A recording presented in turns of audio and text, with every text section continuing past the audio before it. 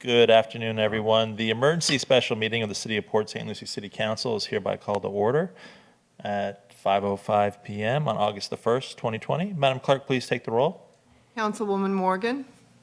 Yes, ma'am. Councilman Carvelli. Present. Mayor Orvac. Present. Vice Mayor Martin is not present. Councilwoman Carabala. Here, ma'am. All right, everyone, please rise for the Pledge of Allegiance.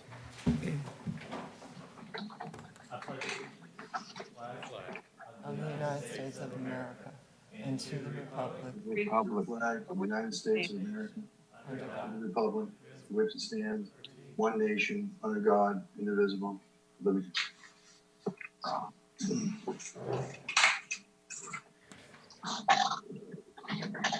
Mr. City Manager.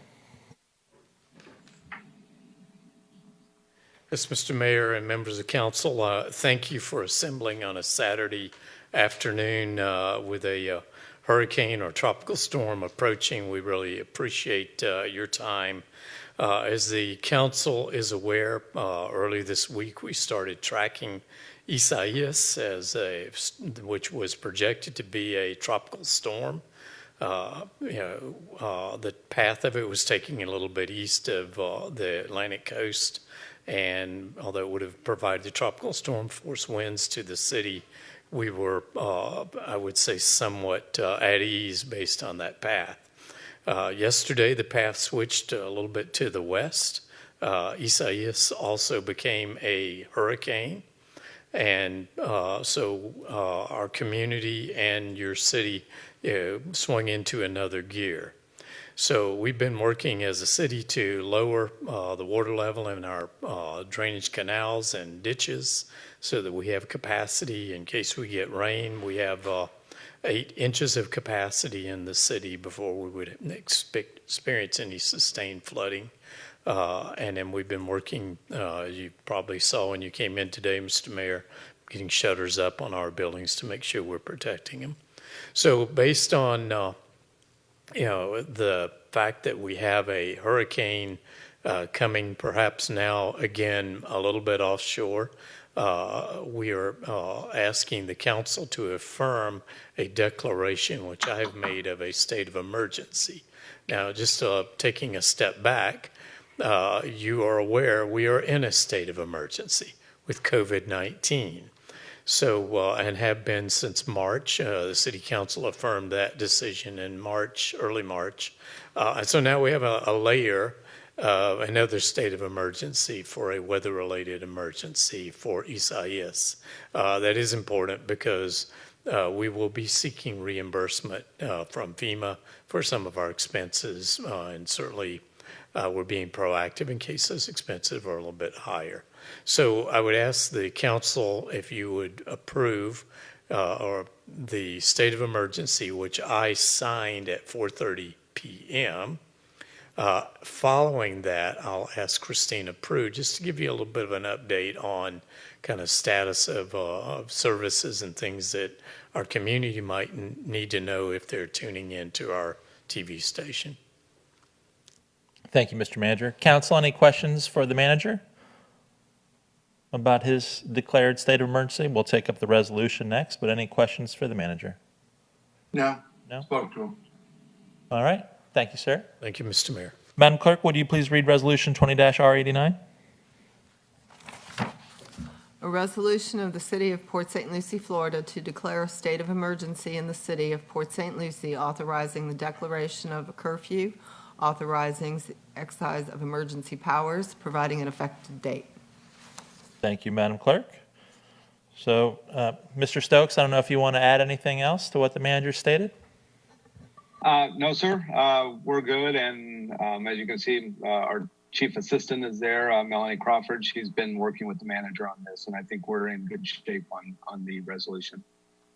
All right. So this will be the second declared state of emergency. A smile, little gallows humor with a smile there. So, all right, we'll have 2 emergencies at a time, hopefully not a third. Council, any questions? Is there a motion? Motion to approve. Second. We have a motion and a second. Any discussion? Mayor, Yes, sir. Mr. Manager, was some form of notification done? I know in states of emergency, we have the ability for some time waivers, but was some form of announcement done to the media, to the public? Is something going to be, how will it be announced that we had the meeting? Yeah, Mr. Mayor and members of council, I don't believe we have our normal time of where we would normally try to have a notification at least 48 hours in advance, but we did send out a news media advisory this afternoon notifying that we were having a special meeting, and that media advisory went certainly to the community and to all of our media. And Ms. Crawford may want to speak to if there's any specific requirements. Thanks, Mr. Blackburn. Dr. Carvelli, I would just say that Sarah Prohaska sent the press release to all of the press contacts directly. I appreciate that. I did many of these on the school board. I just want to make sure we did some form of notification. That's all. Thank you. Ms. Crawford?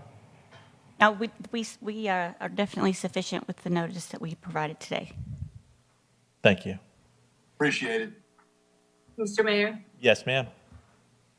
Mr. Manager, just for those that are watching at home and being that we're being very brief in discussion right now, this is just giving you authorization. We're not currently declaring a curfew. We're not doing anything other than just declaring the state of emergency and allowing you to have the power if you need to make the decisions going forward.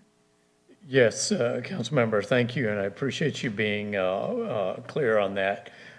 We are not adopting a curfew. We are not doing anything but preparing in case we should have issues that would arise that we haven't anticipated at this point, that the state of emergency would allow us to respond quickly. Thank you very much, Mr. Blackburn. And under discussion, just so we don't fall into the trap of not explaining ourselves, according to the 5 o'clock bulletin from the National Hurricane Center, Tropical Storm Isaias is forecast to re-strengthen to a hurricane and make landfall somewhere in east central Florida within the next 24 hours, about 24 hours from now. That's as of the 5 o'clock Saturday afternoon. Of course, this is subject to change, and that's why we always encourage everyone to stay locked into that National Hurricane Center webpage and their favorite meteorologists, because, as we know, hurricanes can be fickle and change their minds often. But as of 13 minutes ago, the most recent bulletin, you get the big ones every 6 hours. That's straight from the National Hurricane Center. So we had to be prepared for the landfall of a tropical cyclone here in the next day. Any additional discussion? No? Madam Clerk, please state the motion, call for a vote. The motion is for approval of Resolution 20-R89. Councilman Carvelli? Yes, ma'am. Mayor Orvac? Yes, ma'am. Councilwoman Carballo? Yes, ma'am. Councilwoman Morgan? Yes, ma'am. All right, so Mr. Blackburn, back to you, and we know it's serious because Ms. Prue has her red jacket on. Yes. Yeah, Mr. Mayor, before I turn it over to Christina Prue, I did want to note it was on the county call this afternoon. And it's important since, we are the majority of the residents in St. Lucie County. So the county is the incident commander for the county as a whole. They have not declared evacuations.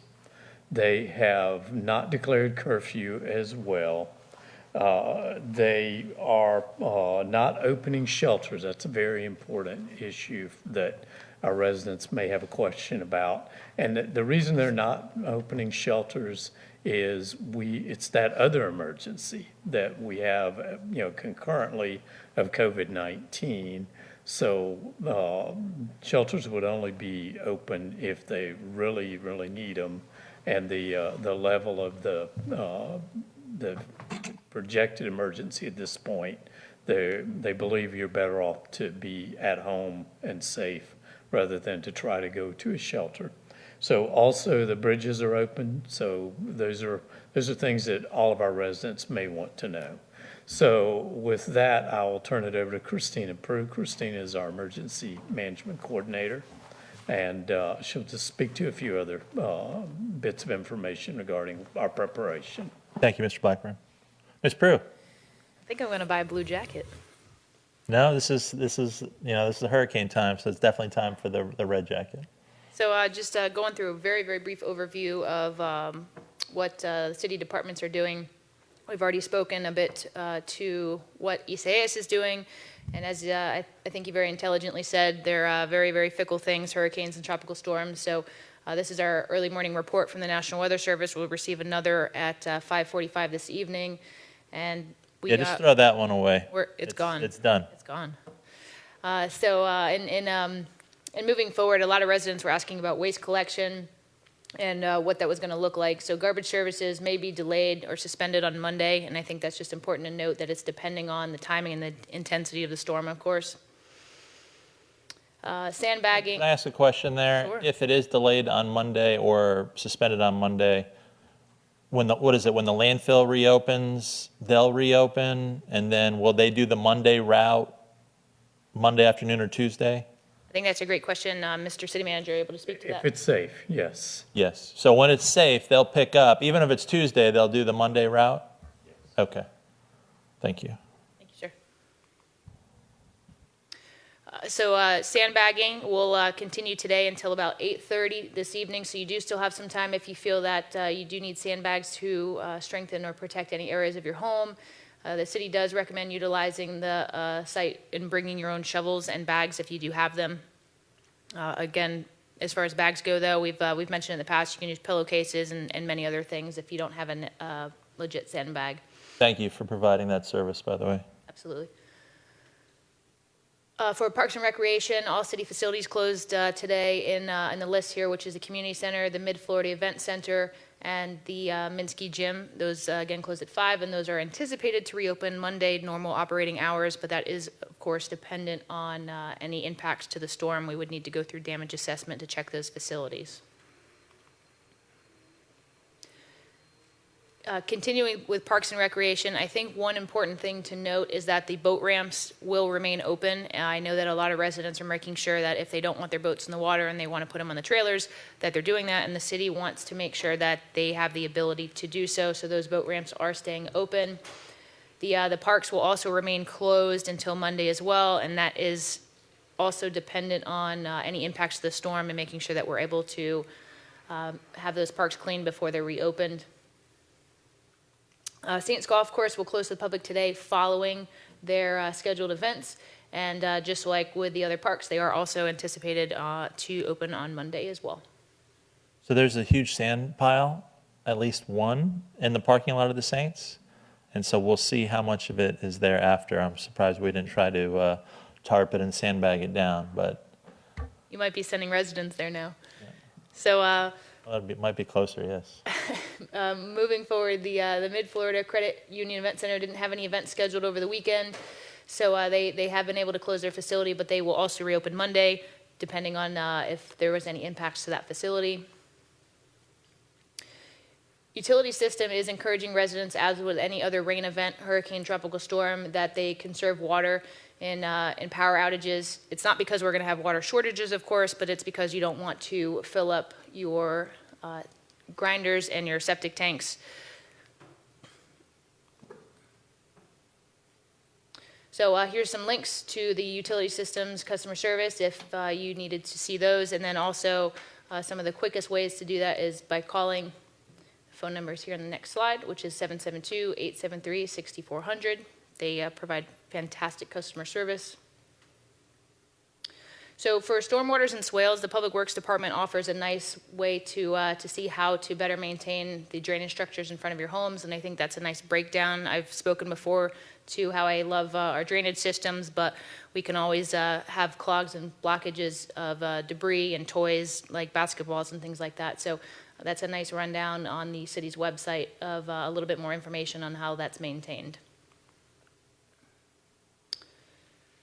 And then, of course, our beloved 1PSL. You can always reach out to the city directly at 772-871-1775 or through the 1PSL app if you have any questions or if you feel that there's some services that you'd like to see.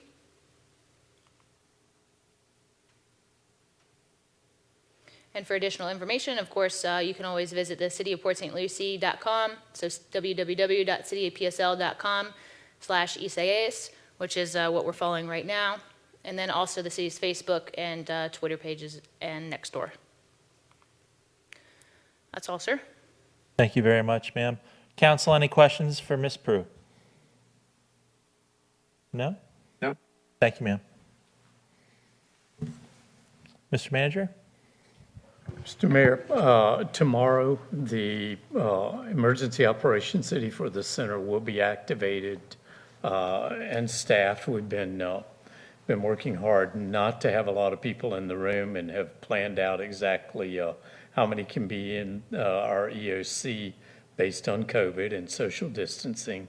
And our main focus tomorrow will be assessing what damage the city has experienced, making sure if there are trees or vegetation in the roads that we get those quickly cleaned up, if there are any impacts to our utility system, and certainly our various public buildings so that we're ready to deliver services as fast as possible. The council is aware, we saw Matthew, Irma, Dorian.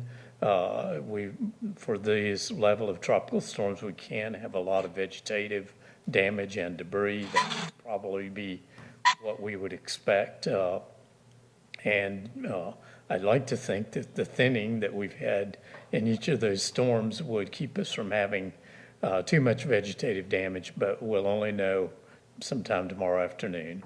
I would certainly encourage our residents as well, follow what they're hearing from the meteorologists relative to the time of the storm. The last information I have is the storm will be coming in sometime early Sunday morning, during the nighttime hours, and in completing sometime before noon. But that can change. They did change it. It's They already changed it. changed. It's changed at the 5 o'clock. All right, and so follow most up to date, as you've noted.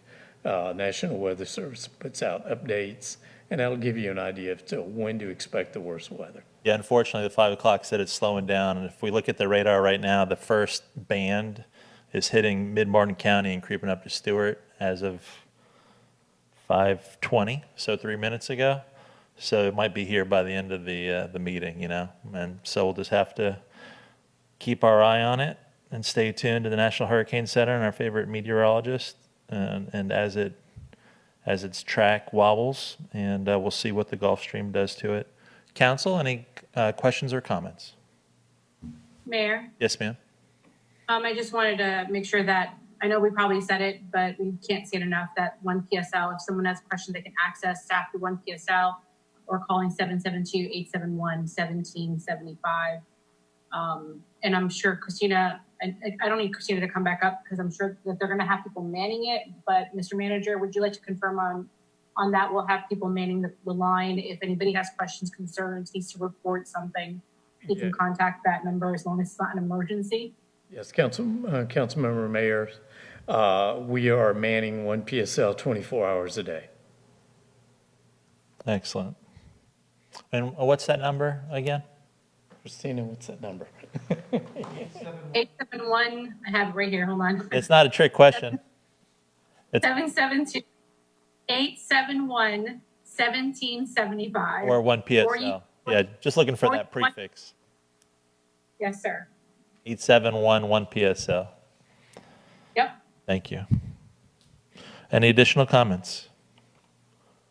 Doctor or Councilman Morgan? Good? Fine. All right, thank you. Well, thank you, everybody. I think this storm, in concept, it's not the most daunting challenge we faced, but that's in concept, and we have to make sure that we don't let it sneak up on us and that we take all prudent precautions because we've seen very damaging tropical storms and Category 1 storms. It kind of just depends on how they hit you. Are there any tornadoes in the bands? Does it knock out your power? Was there a weak tree along the wrong corridor? So you just never know. And so we can never let our guard down. We always have to be prepared for Murphy's Law. And let's not put ourselves in a situation where things could go wrong. Let's not take any foolish risks. And we'll get through on the other side of this, and we'll be back to one emergency, hopefully very soon. We would be happy, Mr. Mayor, to have no emergency. Yes, well, I think we have to look to the end of this year, or the beginning of 21 for that, in all likelihood, but we'll be through Isaias much sooner than that, even though the National Hurricane Center, again, as of 5 o'clock, did project a slower forecast track, which is unfortunate because that might mean it soaks us a little bit longer. And even though this might not be a severe wind event, it could turn into a rain event, and we'll just have to see. I know that the city's ready, and I just ask all of the citizens in PSL just to finish your precautions now, your preparations, batten down the hatches, and we'll see you on the other side of this storm. Anything else for the good of the order? No? Thank you so much, staff, for your work. Thanks for helping keep us safe. This meeting's adjourned.